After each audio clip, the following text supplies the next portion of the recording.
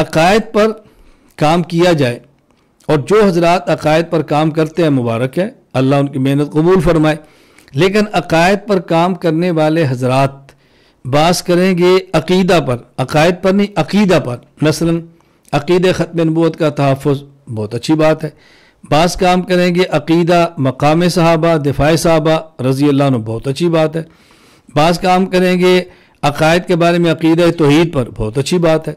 تو عقائد پر کام کرنے والے بعض کام کریں گے عقیدہ توحید پر صرف،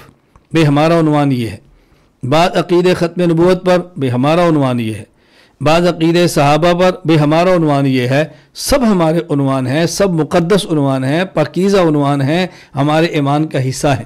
لیکن عالمی اتحاد اہل سنت والجماعت ہماری پالیسی، ہم ایک عقیدے پر نہیں، ہم تمام عقائد پر ہم کام کرتے ہیں، عقیدہ توحید پر بھی، عقیدہ ختم نبوت پر بھی، عقیدہ مقام و دفاع صحابہ پر بھی، عقیدہ حیات النبی پر بھی صلی اللہ علیہ وسلم، عقیدہ عصمت انبیاء پر بھی علیہم السلام، عقیدہ ثواب و عذاب قبر پر بھی، اور دیگر عقائد پر بھی، ہم سارے عقائد پر کام کرتے ہیں۔ یہ بات اچھی طرح ذہن نشین فرما لیں، سب عقائد پر کام کرتے ہیں، اور یہ ہماری پالیسی ہے، ہمارا طریقہ کار ہے۔